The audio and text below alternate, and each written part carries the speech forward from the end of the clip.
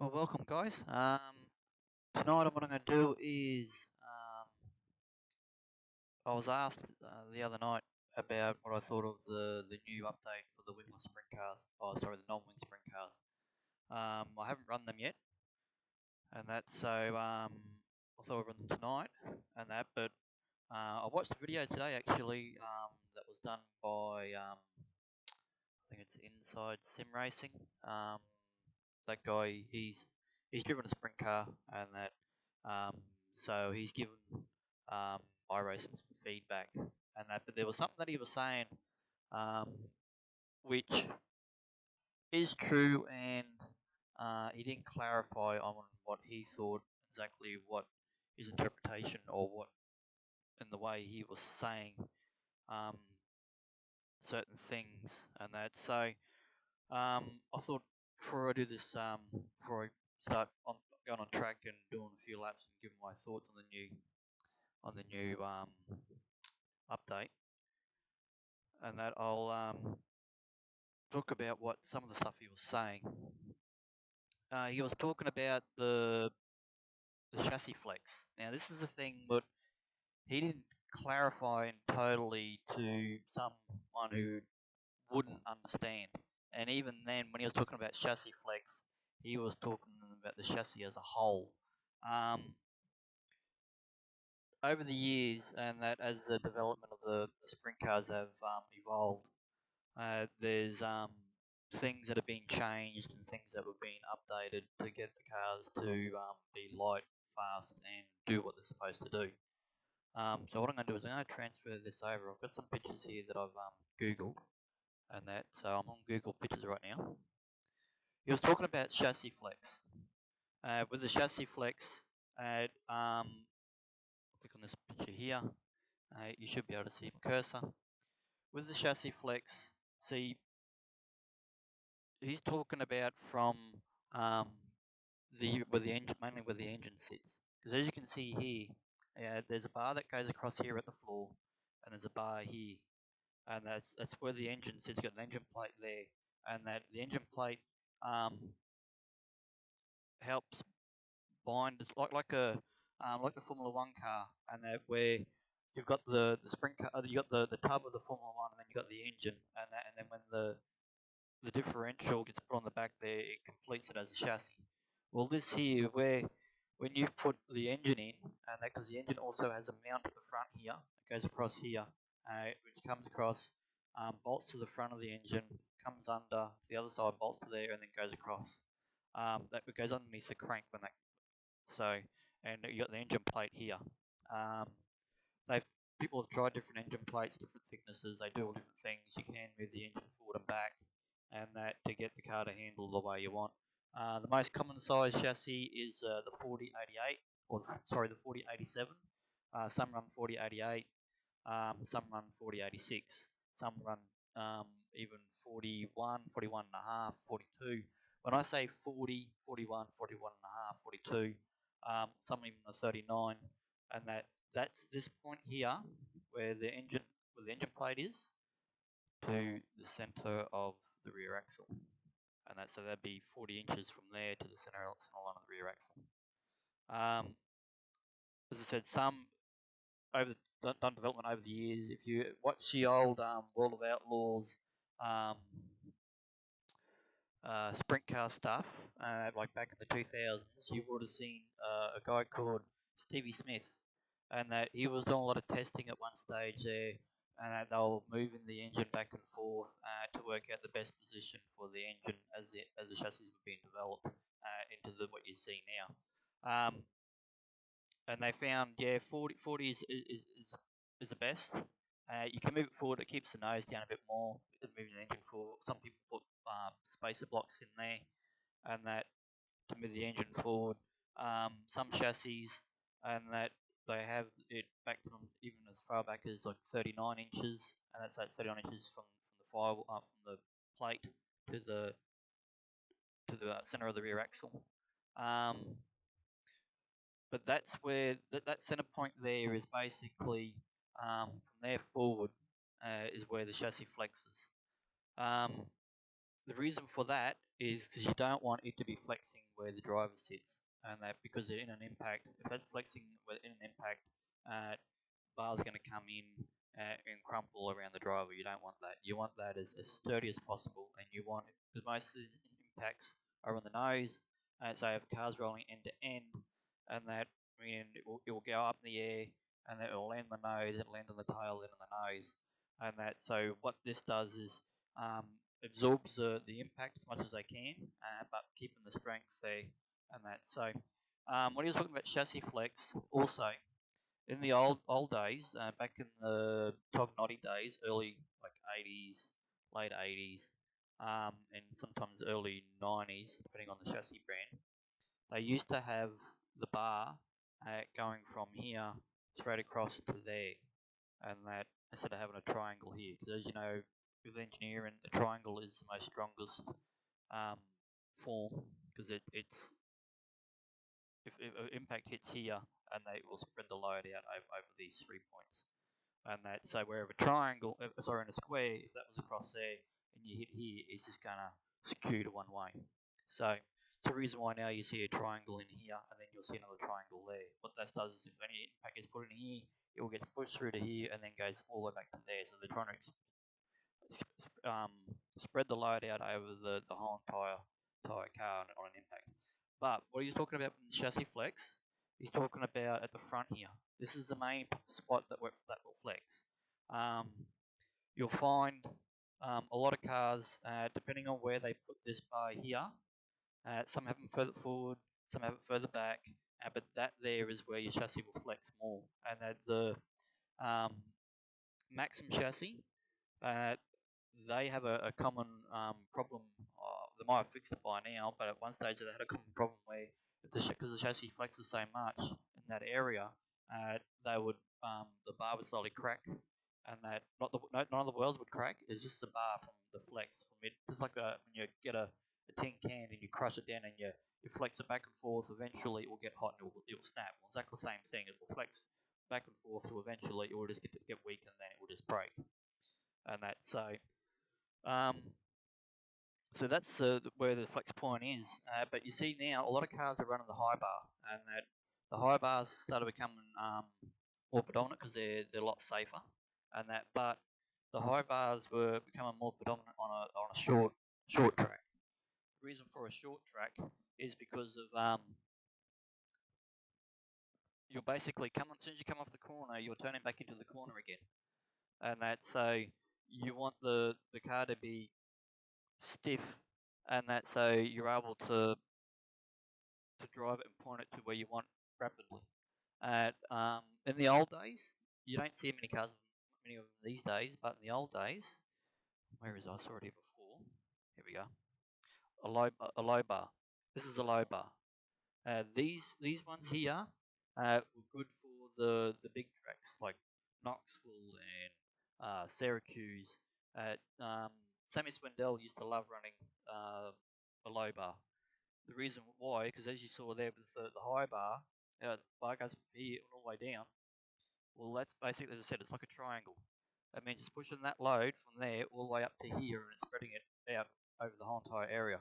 Where with the low bar, you see it's down here, so then it's able to get more leverage on the front there, so it's a lot softer. So that will cause it to flex a lot more, and it makes the car a lot easier to drive on a big track. Here's another picture. Here. This is a shark car. But yeah, you can see it's a low bar. I think that one there's a mid bar by the looks. It means it will come from here and it will go all the way up to about here. It doesn't flex as much, but it still flexes. Um, and then what they do is they then put the support brace from there down to here, and then which they use it for the steering box, and that spreads so if there's an impact there, it spreads its load out.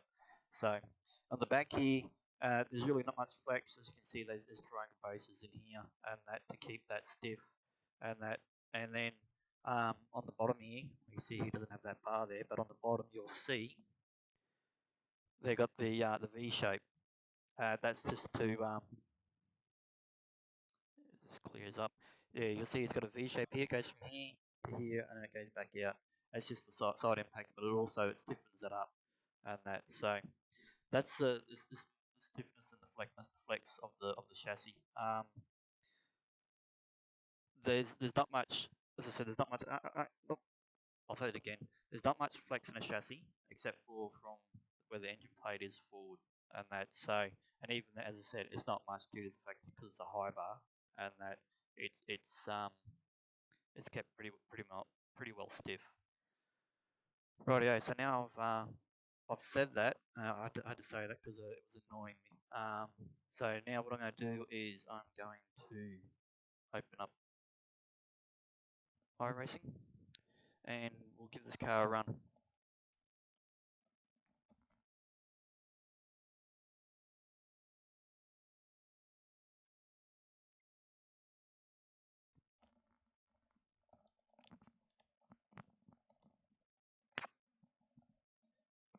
Rightio. So what I decided to do was I ran um, Williams Grove last time, and Inside Sim Racing also ran Williams Grove. So what I decided is I'll run USA International. It's long straights. It's got big sweeping corners, So what I'll do is we'll go into the garage and we'll find out what the setup is.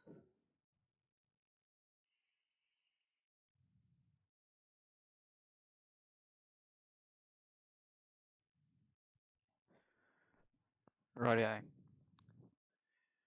So first thing we'll do is we'll take the stacker out of the front and I'll drop that back down to 10. I'll do what I usually do. Go 8 pound. Long straights, let's knock it down to 6. 6 is alright. We're just going to check to see what this setup, what the car feels like. Move the rock screen. We got 1,000.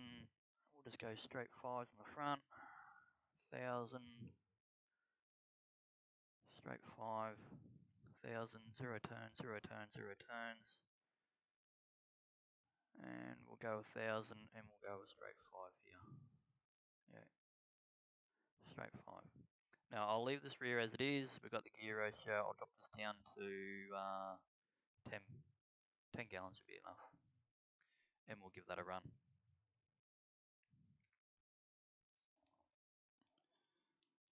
Just make sure my game audio is on.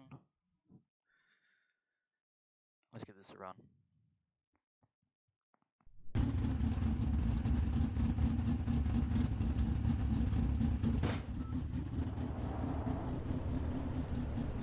Looks like I still got the track set to 100. That's alright, we'll let it run as it is.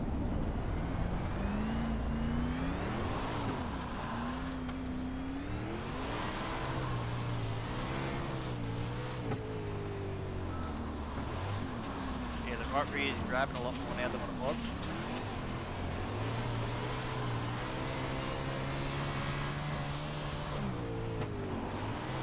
Yeah, I can back it into the corner now, as you can see. It's actually dropped a bit better. I haven't lowered anything down at the ride height, but let's get it into the ride slick.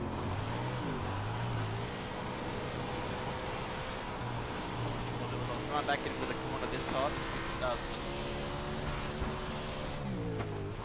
Hit that. Looks like it's going to give it the cars a bit better drive for those who don't know how to drive one. Yeah, backed it in. Right rear is grabbing a bit better now. And that's out at 20 inches, so. And this is on a slick track.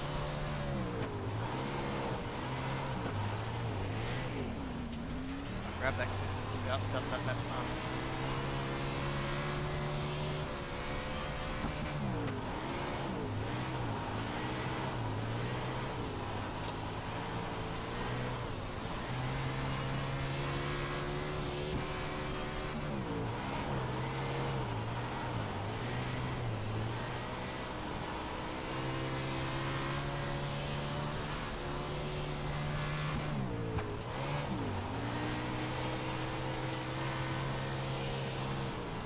See now, it's a little bit too easy to drive now, I reckon.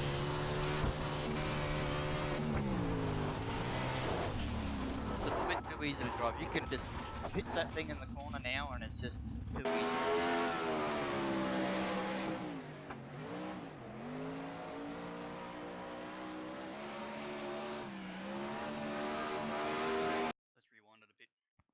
rewind it a bit and we'll have a look at it from this view and see how it looks. It looks fast. It looks fun. It's probably going to be easier for it to drive for the rookies. But in my opinion, the rookies should be driving a 360. They should have brought the midgets out first before they brought these. Pardon me, before they brought the non-wing sprint cars out.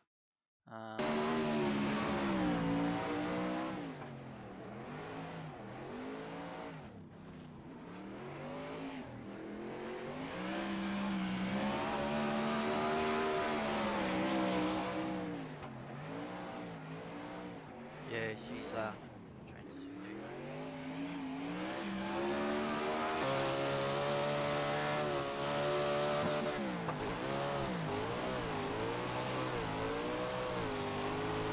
yeah, as you can see, it's that front rear space out 20 inches on a super slick track at 100%, and it's just driving.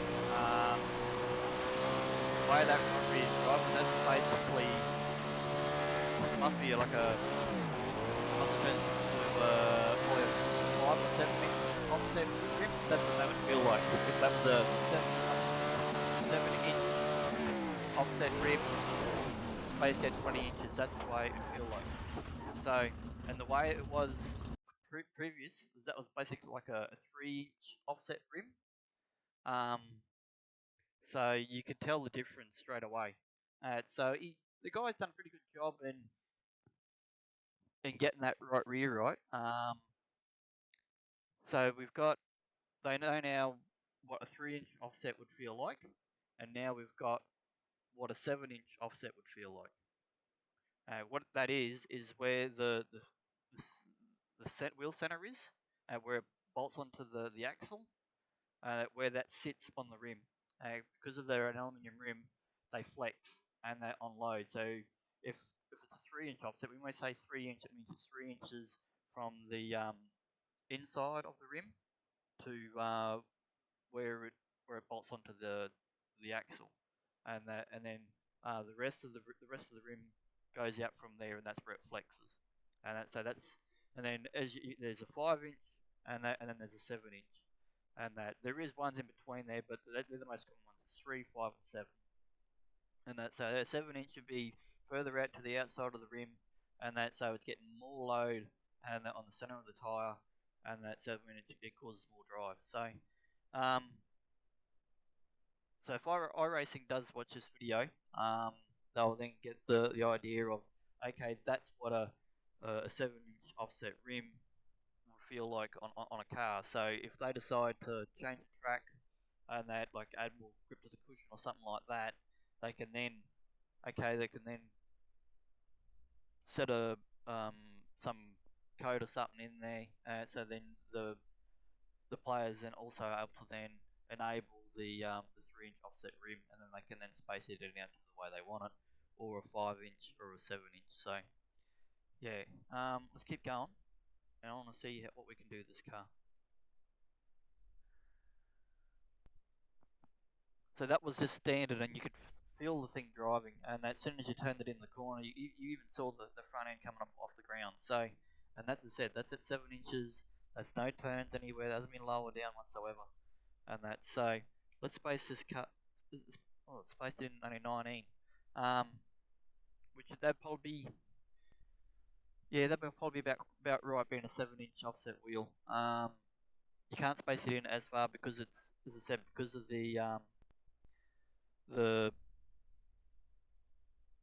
where it mounts to the differential, and then because it's so far inside the wheel, when you bring that in, and that it's going to get closer to the suspension part, so you can't bring it in too far, otherwise it might cause a rubber bind. So that'd be about right for a 7-inch offset wheel. So we'll give that a run.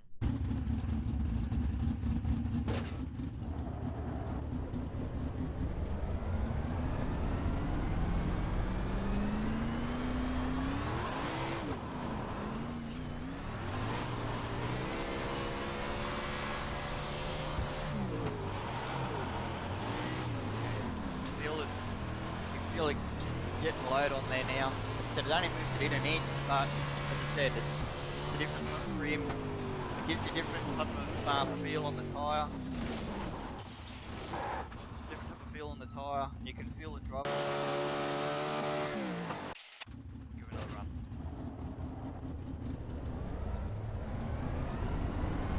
So the probably benefit of this trim is it's going to help on a round track. You're able to then sit it on that front rear a lot more and get the drive off the corner.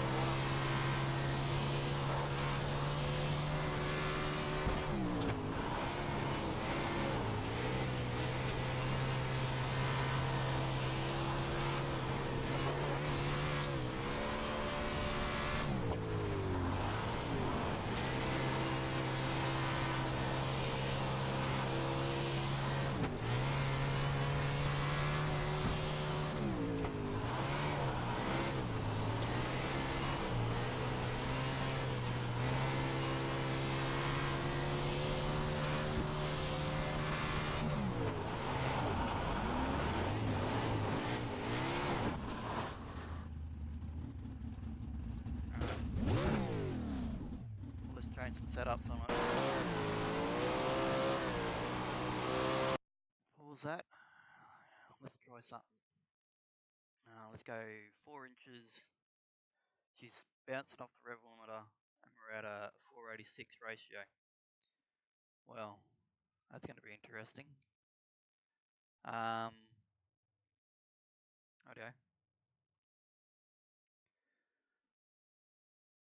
Right, so we've got 4 inches on there. Let's space this lift rear out. We won't change any ride heights for now. We'll just see what these wheels do first.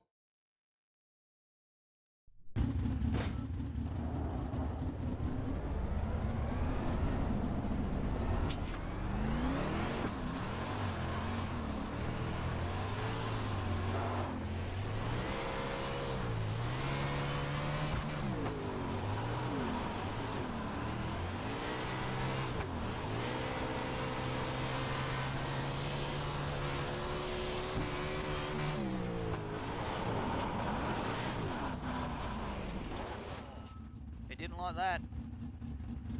The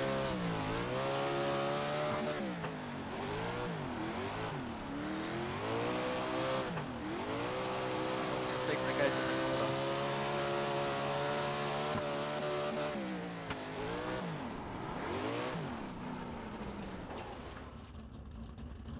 Front wheels just went all spastic because I turned the opposite angle while I was in a slide. It didn't like that.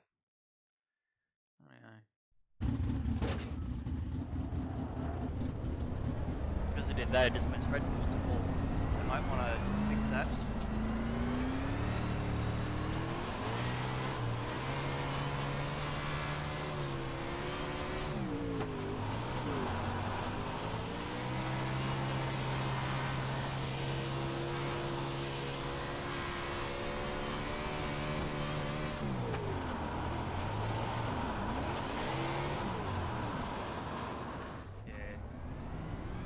Right in this leak, it's one wheel's grip and the other one's not. It'll help when you're running like a lot of cars, but it doesn't look bad.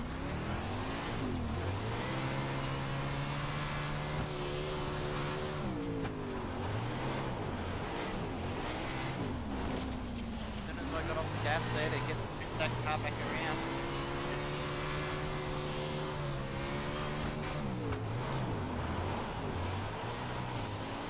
left front of the sleek, load it, come off.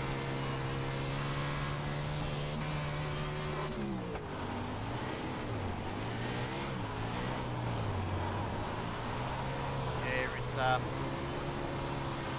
bit different. As I said, the wheel offset, rim offsets right now, they're saying it's running on the 7 rim.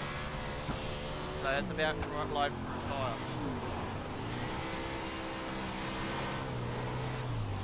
So that probably worked pretty good in a sprint car, big sprint car. And that's what they do is now if they got the 3-inch offset setting what it was prior, the right rear, And what they've got now, and then find the middle point and say, okay, that's a 5% offset, that will give you a base.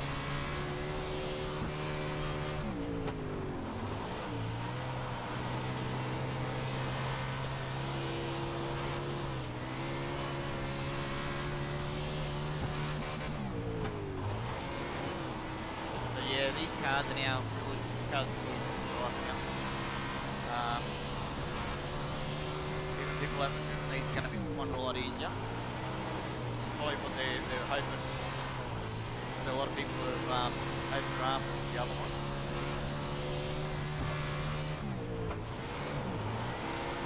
But this is a bit of racing. And then if they decide later on to increase the simulation, then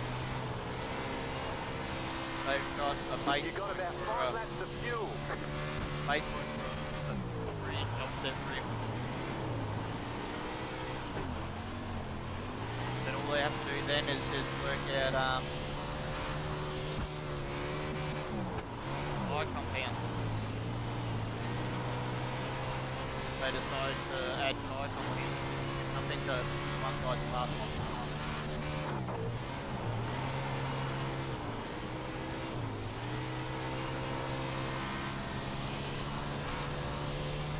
That's the basic right now.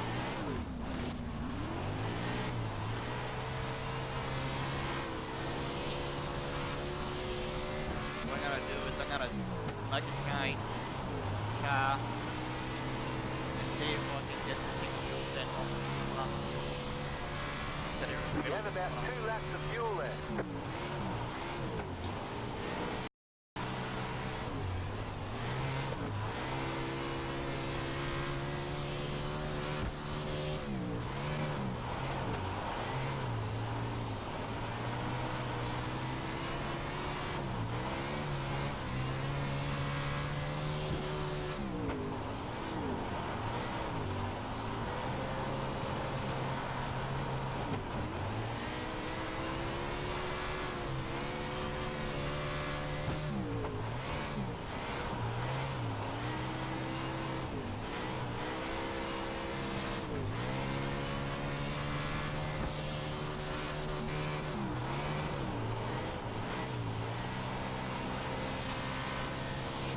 That's it, we're out of fuel. Radio. So let's make this car super tight. So let's go soft here, soft on the left rear, super hard on the front. Let's tie this right rear down, we'll go super soft. So basically all the weight's to the back, we won't change any of the shockies. Actually let's make them easy ups, let's have some fun, make some easy ups. Apply, done. This is all the way to the back, pop it up the front, we're going to get the single wheel stand, see how long the wheel stand.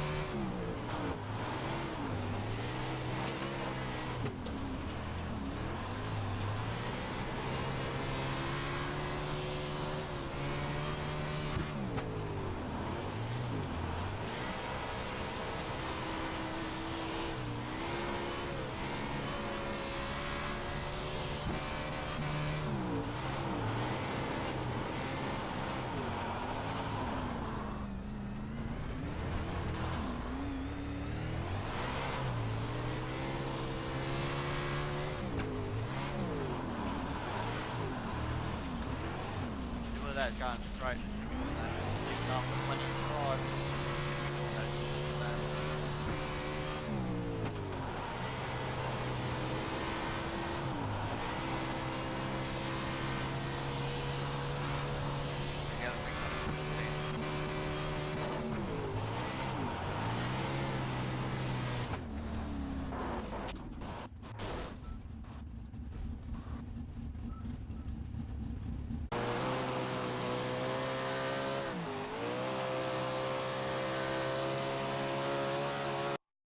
I'll rewind it a bit. I haven't changed any of the ride heights of the car yet at all. And that's so, as you can see there, the steering.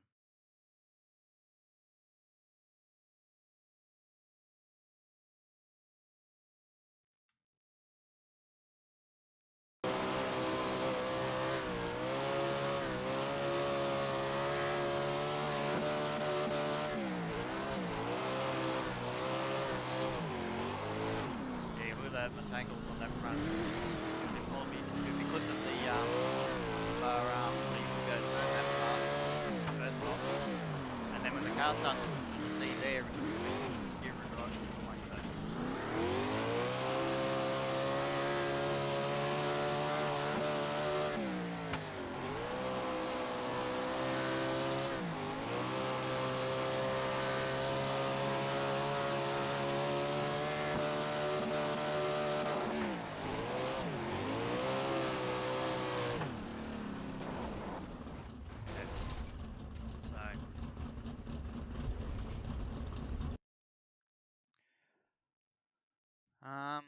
Yeah, it's handling better. As I said, they fixed that drive on that right rear now. But as I said, it's I won't harp on about it and that, but it's gonna be easier for people to drive it, considering what it was. Um, don't be wrong. There was nothing wrong with the car the way it was. You just had to change your driving style to suit. Um, and even then, um, it was only for those that were probably had some experience with dirt and able to drift the car as long as they can. Like you should be turning in early anyway because it's a non-wing sprint car. The wing's not pulling it down, and you got the momentum of the car. It's just going to slide anyway, and that so. Um, but then yeah, you change the setup to get the car to drive like you want it to drive, and that. Um, there is other ways. The other thing too is the because of that right rear is now driving like it should. You don't have to put that weight now on that left front as much as you did before. Um, but the other thing too is you saw there the track's at 100% slick, and you can see the thing's still wheel standing. I'm on 10 gallons of fuel on this big track, and that so and the gear ratio, um, it's hitting the rev limiter at 3/4 of the way down the straight, and that so even though it's a big track, it's I don't know the best way to put it, and that is it now too easy to drive, and that so it's up to iRacing on what they decide they want to do. As I said, we should be able to space this wheel in and out depending on what wheel offset is being run, and that so if they decide to add another one here, it says wheel offset, and then have wheel spacing off of that offset, and that so it will be yeah wheel offset. You just go 3 inch, 3 inch, 5 inch, 7 inch, and then off of there, then go wheel spacing, and depending on what this is set to, you'll then have your well, they've got a tech already, and that where it will say, no, you can't run that. It will be hitting the chassis if it's running in too far, or if it's out. If you've got a 3 inch and you've got it spaced out too far, it will then say, um, uh, tech fail, and that because you can't have it too far out due to some of the rules. They go from the inside, sorry, the outside of the left rear to the outside of the right rear rims, and that so you can't have the wheel spaced out too far, otherwise, yeah, it stabilizes the car too much and it makes it too easy to drive. So, um, but even then, I've got 4 inches on it, and she still turns properly, and that it's basically a car that's going to be too easy to drive now. It's going to be fun for those who had troubles before, and that, but they've gone one way, so they go, okay, that's right. Now they've gone dramatically the other way, and as I said, now that's um, the rim type that will then cause it to do. As I said before, the other guy was talking about flex, chassis flex. Maybe they've got the chassis a bit softer now, um, form wise, like for the torque tube, something like that. I don't know how they've done it and that, but yeah. The other thing too is, um, if you would have seen a post I did on Reddit, and also I put also in the iRacing forums about some of the stuff they should add to the cars, such as um, front caster on the axle, be able to bring that back at the top, and that's how you can increase it from 5 degrees to 12 degrees, and the more degrees you add to it, the heavier steering gets. But on a slick track, that you want to do that because that also increases the weight on that tire when you're turning. Doesn't matter if you're turning left or right. Um, because what happens is it's like the go kart when you turn on a go kart, uh, the because of the angle, the caster of the front wheel, and that will then pick up that chassis, and that it'll pick up either one wheel or the other depending on which way you're turning. It does exactly the same thing with the sprint car, and that it helps with the weight transfer when you're turning under load. I also mentioned radius rods. Rear radius rods need to be able to be moved.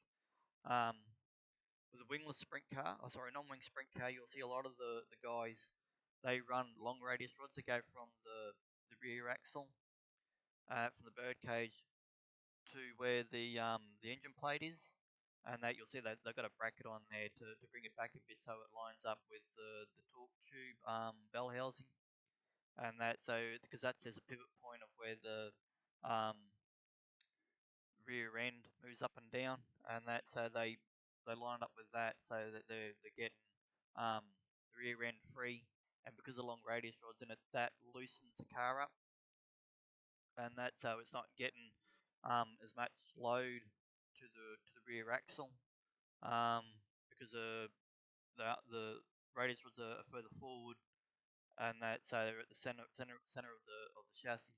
Um, where you see on these ones here, they got a short radius rod. They're basically almost in the middle. Um, what that does is it allows for more weight to be pushed down onto the rear end. It also changes the arc of the rear end as it moves up and down.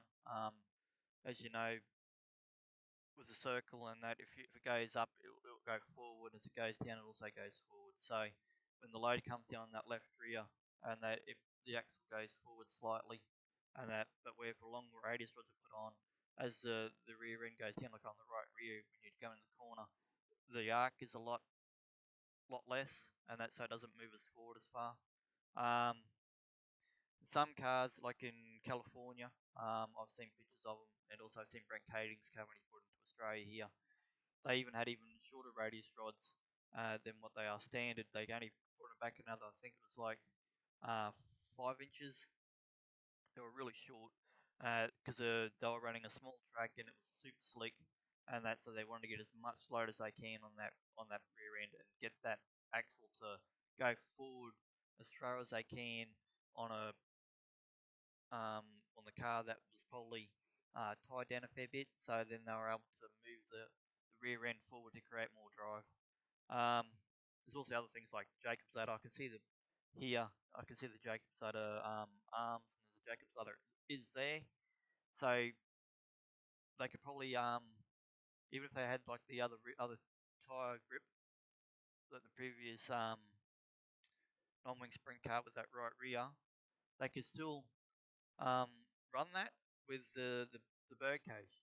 Just like with the late model, how you can move the J bar up and down, the J bar, and that will say how much load gets put on that right rear, and that because of the height, and that so um, Jacob's Auto changes the roll center of the rear end, as you would see.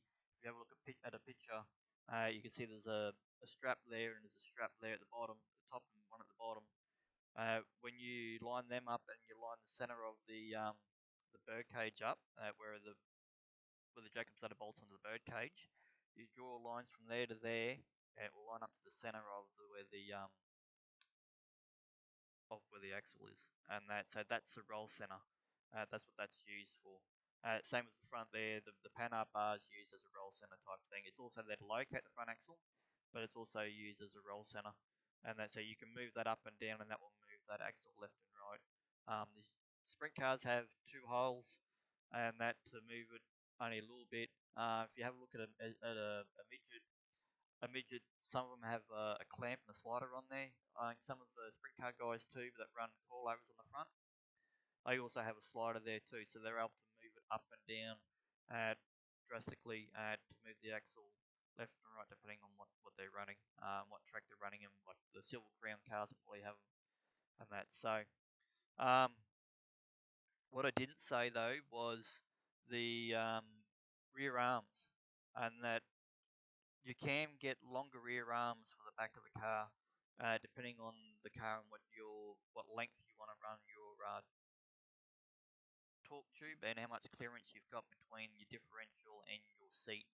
Um, some guys they run a little bit longer arms and that, so which gives a lot more leverage over the torsion bars, but also moves that axle further forward.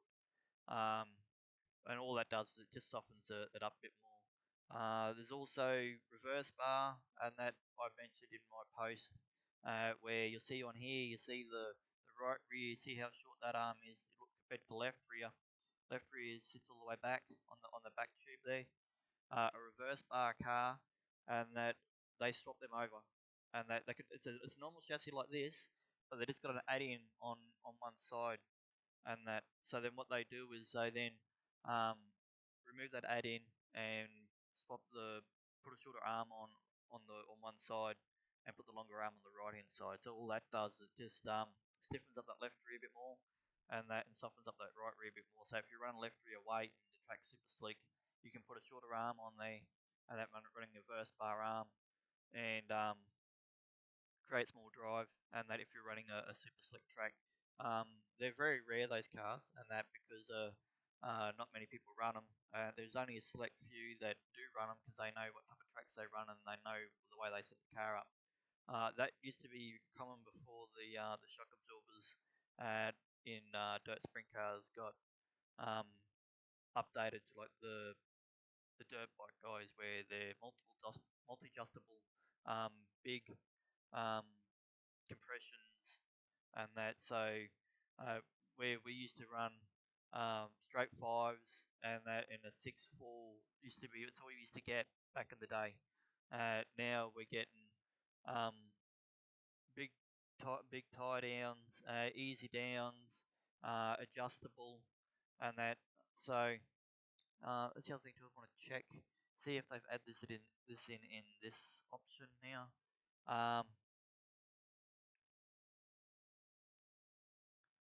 Is the controls.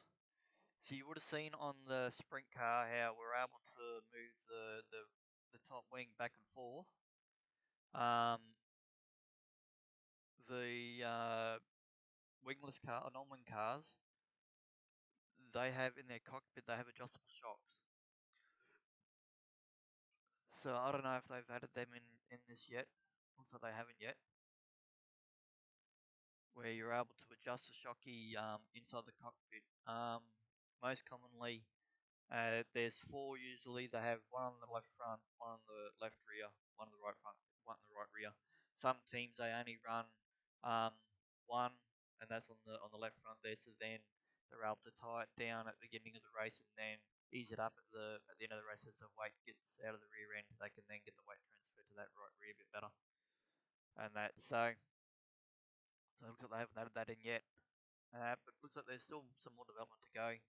They're heading in the right direction. As we know now, they've gone from one way traffic to the other, and that so they probably might be wise to then, if the next update they do maybe do it, as I said, do an in between one, and that where it's in between what they had and what they got now. That's there'd be a 5-inch offset rim, and allow for the garage here, allow the wheel to be spaced in more, and that so it's only allowed to be spaced in at 18 inches, and yet on the wing sprint car we can space it into 17 inches. So maybe it might be wise to be able to do that, allowed to do that. As I said, if they add another thing in here with the wheel offset, and then add another one for the wheel spacing, and then they could also put in one here for the Jacobs ladder, and that maybe on down the center here or something like that, where they got the late model with the J bar, and that way you can then raise or lower the Jacobs ladder, and that's so if the track's really grippy, and you want to lower the roll center down instead of lowering it down by taking the ride height. What they can do is they can then raise that up, which will then lower the roll center of the Jacobs ladder, which will then so it won't get over that right rear so much, and that will free the car up. But then if you get to a super slick track like this, and that, or even slicker, if they decide to go even slicker, change the track, like once they work out the best setup for the car, make it even slicker. So then you can go to a 7-inch offset, and that's still spaced it in, but it can only go in so far. Then they can then drop the Jacobs ladder down, so then it's able to get over on that right rear a bit more, and get more load onto there. There's really nothing much else I can say. It's easy to drive, as you saw there. I just got base set, and it was fast. I could turn it in, I could back it in. The thing with wheel stand. The thing was hitting the rebel down the straight. That's about it. Even on the slick, and that as you saw going down the straight on the slick on this track here, as you would have done with the sprint car, tends to slide around a lot more. So what I might do what I did with the other car, and that I'll give it a base set, and I'll give that a run. So that's 3. So we'll go 2, and we'll give this a run, see what it's like, lowering the roll center down.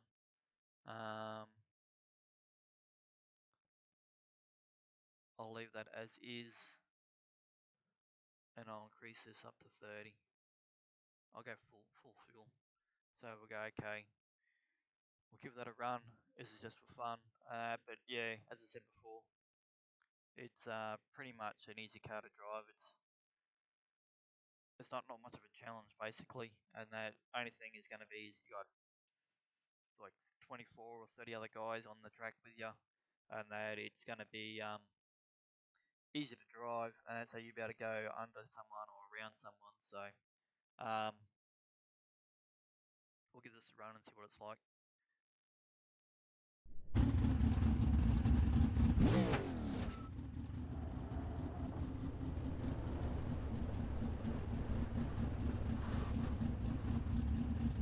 Car feels funny.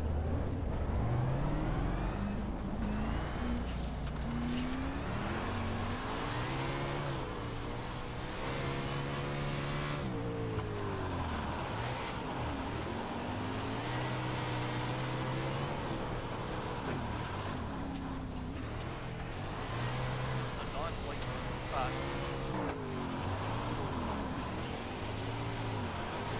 so went from the grip to the slick. The grip had the front end up, so the slick and dropped it down, and then went swirling.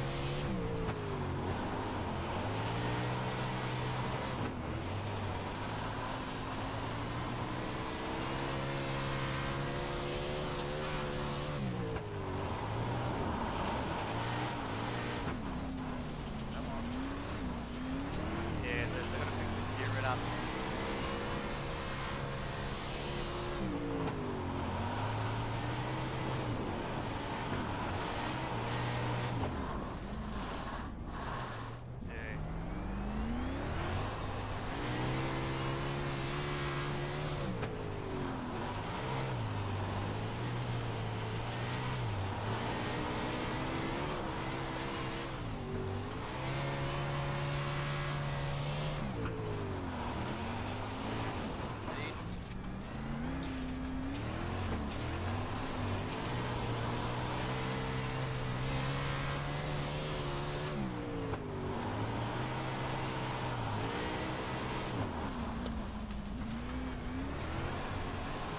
car starts, it doesn't want to straighten itself up. It just wants to keep going. So what the physics is steering. When you're catching it, when the car's it doesn't work.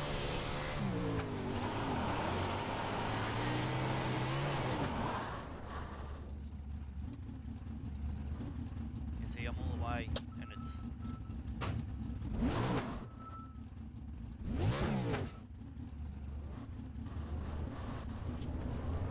Yeah, see, the front end's like bouncing underneath the cut up.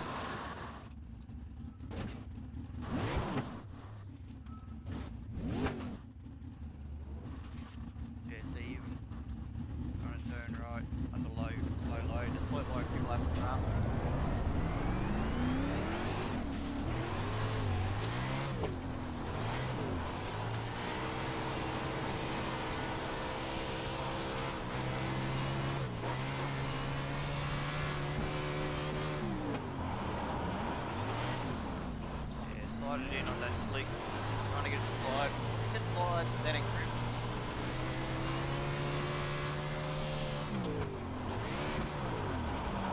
Yeah, see, it's one of those seats. They've got to get a fine tune. So the rotary is pretty good now for a 7-inch offset. You can probably go to sit in between and get 5 in, and it'll probably be nice. The car will probably handle it more even. Let's see where they go. Yeah, see, it's thumb hurting.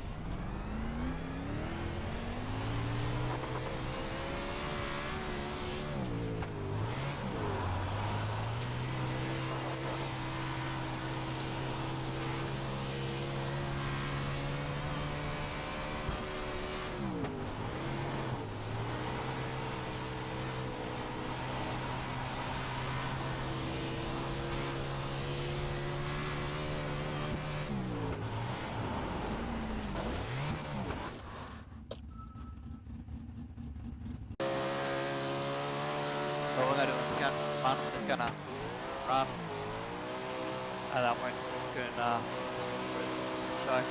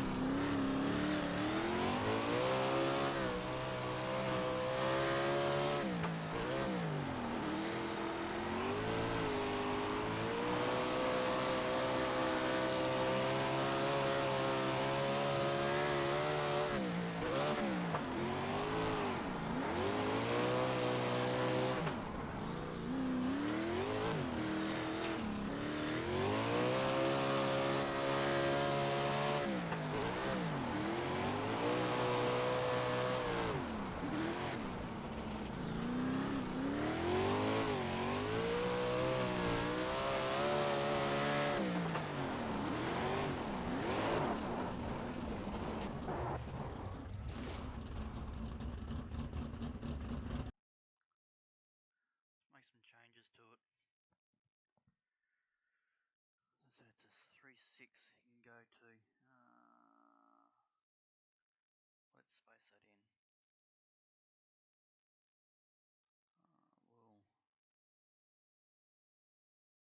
We'll tie this down so we get the thing to unload that right rear as it enters into the corner. I could probably just go 1000 bar.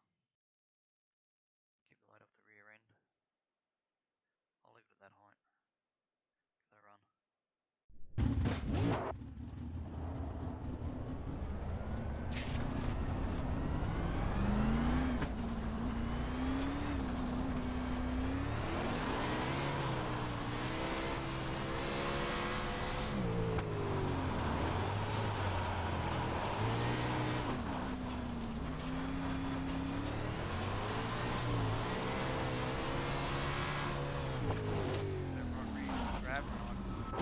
Grab with all that nose, wake on the nose with it.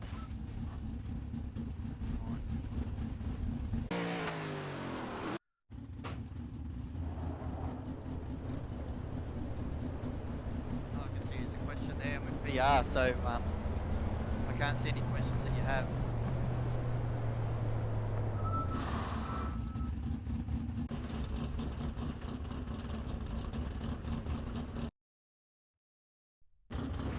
Oh, thanks, Nicholas.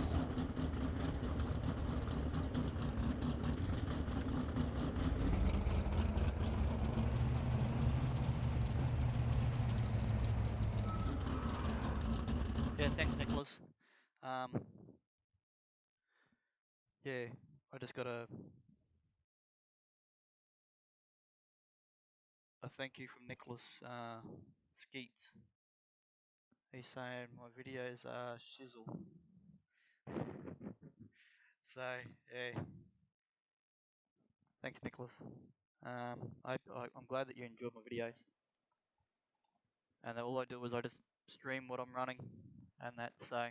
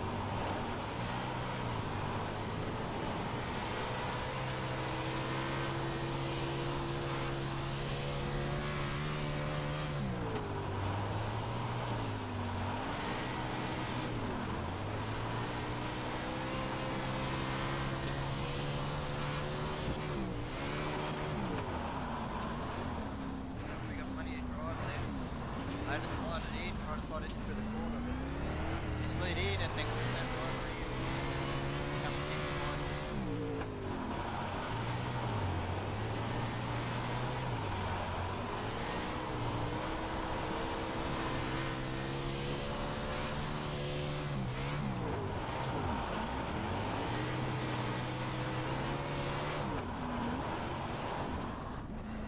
Get that slick, that front down up.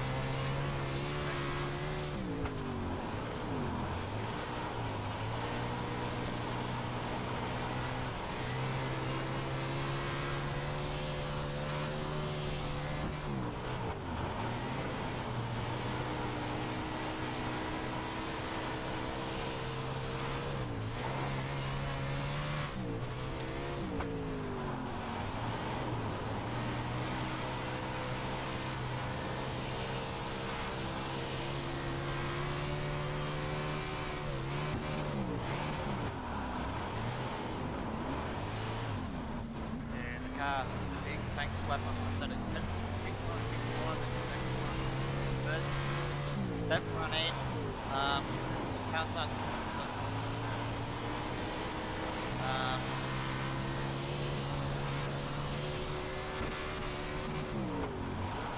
I make a suggestion to iRacing if they ever put this video or something. The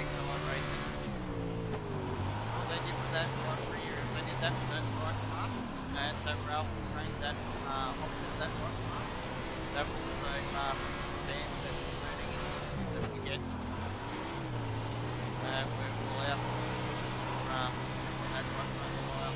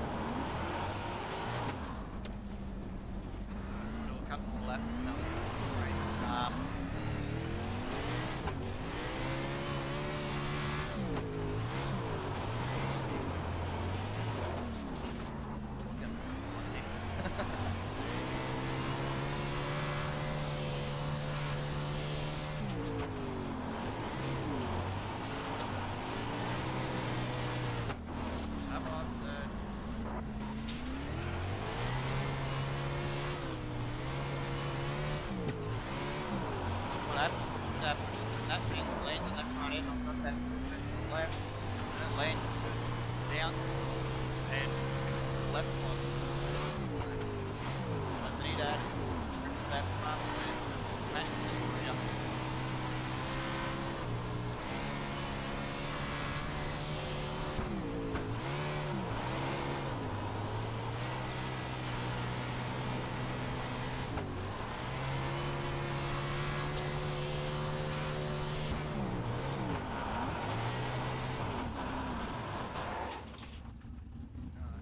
As you can see there, that it's, I need to fix that grip on that front end.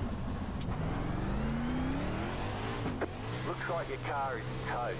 You'll need to tow back to pit lane, press and hold your reset button, and we'll come and get you.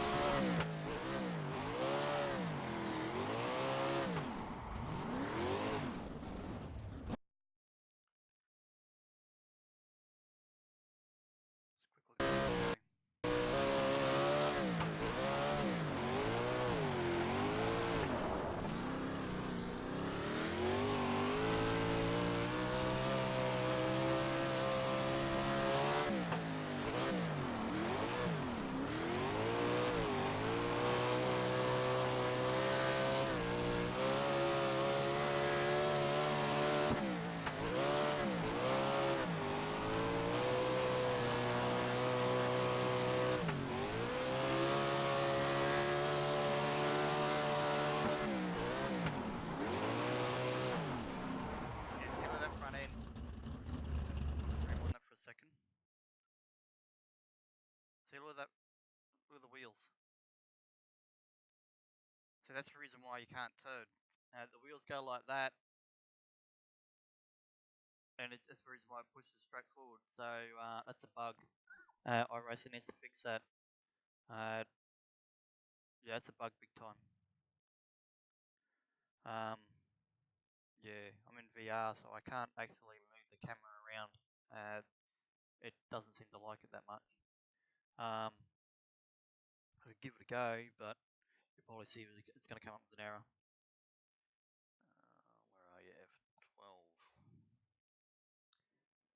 Alright. It's doing it. Okay. It didn't do it previously. Right. Yeah, see, look at those front wheels. See if I can zoom in. Yeah, see. This is a drama we're going to have. They need to fix that. Should get not that much luck. It's the reason why it's the cars are pushing. The car just wants to go straight ahead because it doesn't know where to turn. Doesn't know if it's going to go right or left. So that's a bug they need to fix. Rightio. So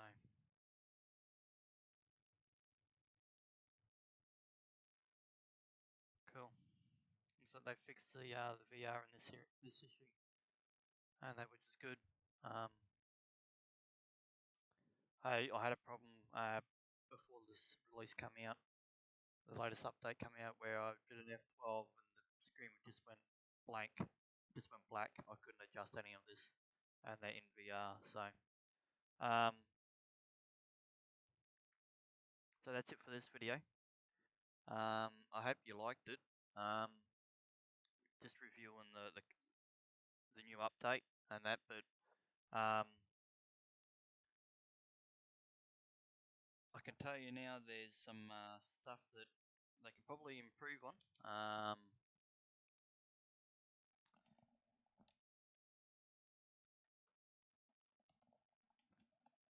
But like anything really, you go one way and then you go dramatically the other way. So you find out what your limits are, and then you go from there. And that, so hopefully they'll see that it's what do you call it? As I was saying with the wheel offset, and that it seems to be a lot better. So if they can add those changes to the setup in the garage, and then you'll probably see some good racing once people start running leagues with it.